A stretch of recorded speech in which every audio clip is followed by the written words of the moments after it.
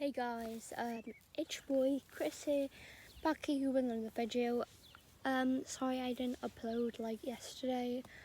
I wanted to open up about, I have PTSD. I have been hiding it, a bit, for 4 months now.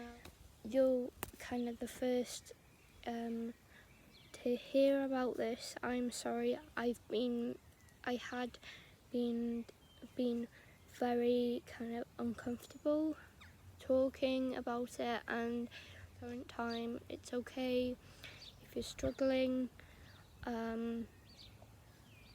I, I've been struggling a bit with, I guess, anxiety, and a bit of, I guess, not as much, but I have been coping with my PTSD and my anxiety.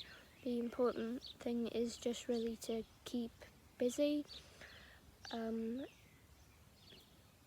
just, I guess, try something new, do stuff that you've never done before, like, I guess, if you don't have a garden or anything like that, open like the window. Painting's good. And